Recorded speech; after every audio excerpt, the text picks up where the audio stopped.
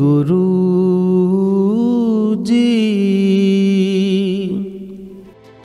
For the Almighty, the feeling of gratitude,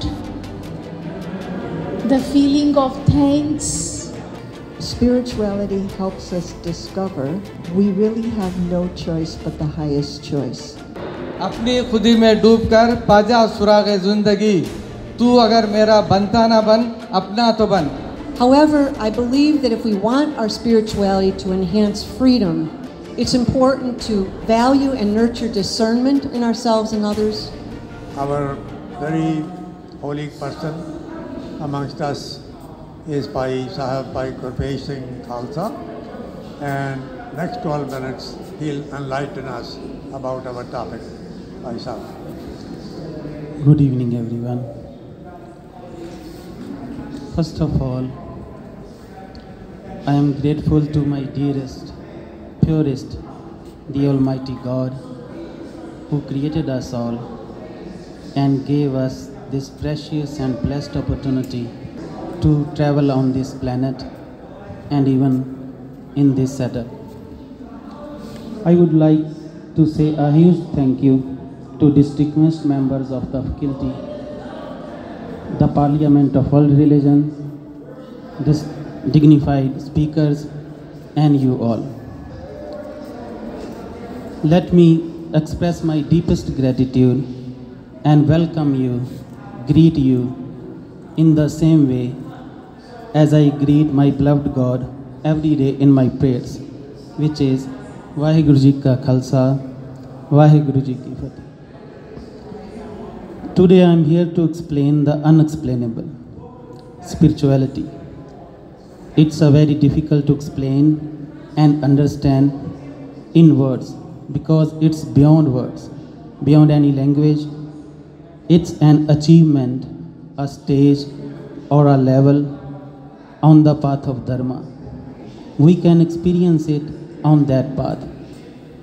It's a stage where everything just happens, where all the qualities of yours just flow continuously, automatically, naturally.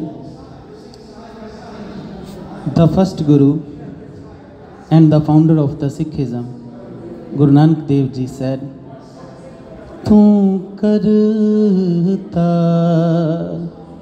करना मैं नहीं, जहाँ करी न होई तू करता." Means, hey God, you are the one who is doing everything, not me. Actually, there are two ways of life in this world. First is spiritual life. When you reach that point, every quality just happens. You don't have to do anything. You don't love someone at that stage. At their stage, you are the love. Qualities are your existence. Our body is just a source to outflow to love others, outflow to serve. This body is just a vessel.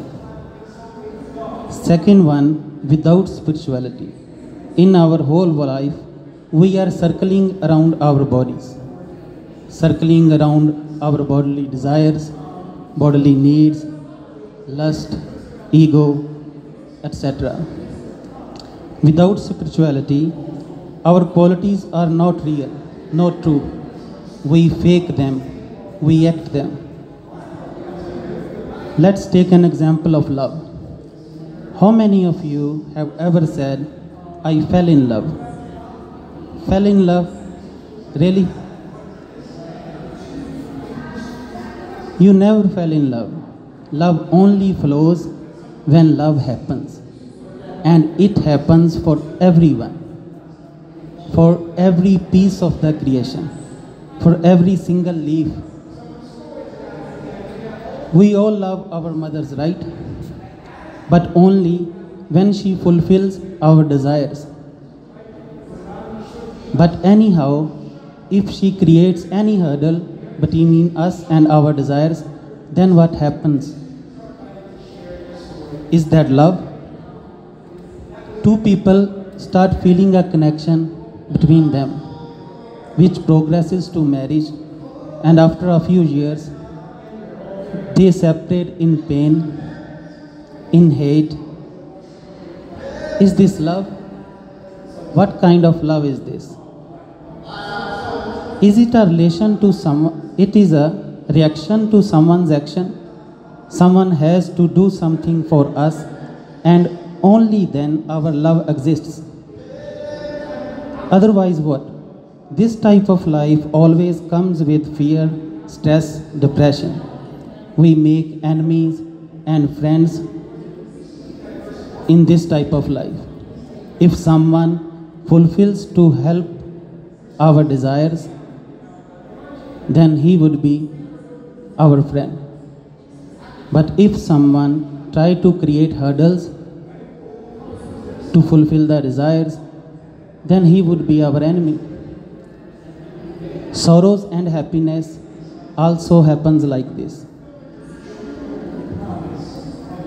Don't you think all of our qualities are based on our personal benefits, and every relation is just a bundle of demands?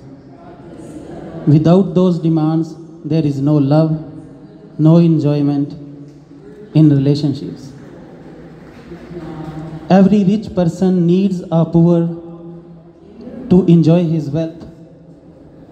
Every king needs his citizens to enjoy his powers. If everyone is a king in that kingdom, then what? If everyone has a same luxury car, then what? Now let's understand how we got here. How did we become so self-centered? It's because we learn everything from others. Every quality, how to smile, how to hate, how to love, how to express emotions, almost everything, every single word we speak. We live out our life by imitating others. We have not explored our qualities yet. Just like a flower seed, after so much struggle, it blooms into a flower, and at that point, fragrance flows unconditionally. Flowers never discriminate as we humans do based on color, caste, country, etc. Also, a fruitful tree, after a lot of struggle, it's be capable of eliminating hungers of others. We don't make enough efforts to explore achieve that stage of qualities where we also never discriminate against others. Like a flower, like the sun, moon, nature. All the messengers of the God gave us lots of practices to find a path of real life and spiritual life. And one's teachings are collectively called religion. They sacrificed everything for us. The main concept of every religion is to liberate humans from all of their bad qualities, where humans don't act on their ego, lust, greed, where humanity exists. It's a separate thing that our so-called religions are based on our ego. That's why there are lots of divisions, genocides, and discriminations and conflicts in the name of religion. As a human being, we have progressed enough materialistically to comfort our body, but spiritually, we have done nothing yet. We have almost lost whatever the holy saints have explored. We have become slaves to our lust, anger, ego, and fear, and bad desires. That's why every country has developed a system based on greed and fear. For any bad actions, there are punishments based on fear and fines based on greed. There are promotions and increments to push us to be more productive. It's based on our greed, and layoffs based on our fear. Being enslaved to ego and anger, we are controlled by others. A person thousands miles away with just a few words can make us angry and even make our body releases the stress hormones such as adrenaline and cortisol. With just a few words, how easy is that to be controlled?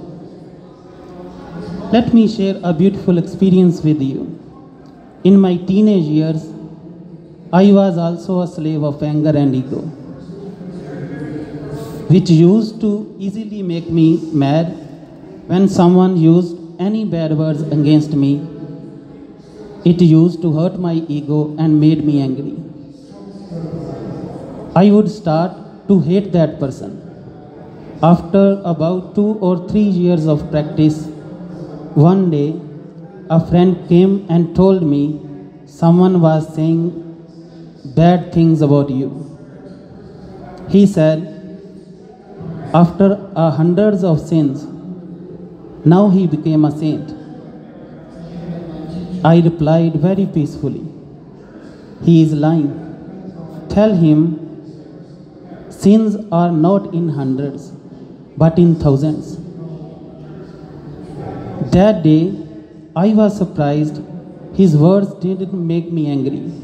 For the first time that day, I didn't act on my ego. Instead, I looked at the truth behind the words. A few years ago, there were only 4 or 5 members in my family. Now everyone is my family, including trees, insects, everything. Before, I used to belong to one community, one country, one religion. Now it seems to me I belong to the universe. This bliss of spirituality is unexplainable. That's how spirituality enhances our personal freedom. Freedom from anger, freedom from ego, freedom from every bodily desire. If the whole world follows the path of spirituality, then they get liberated from all the bad qualities. Then there will be no invaders or attackers in greed, and we won't need to make any kind of boundaries and nuclear weapons in fear. There will be no racism, no hate, no discrimination, no race in so-called religions, and no conversions also. In spirituality, you love to serve others instead of being served. You don't hate bad people, instead to try to help to pick them up. You don't just collect money to become the richest person. Instead, you try to make this world a better place for everyone. That's how spirituality helps others. In the end, thank you very much for being a respectful listeners. Please accept my sincere apology for any kind of mistake. Vaheguru Ji ka Khalsa, Vaheguru Ji ki Fateh. Vaheguru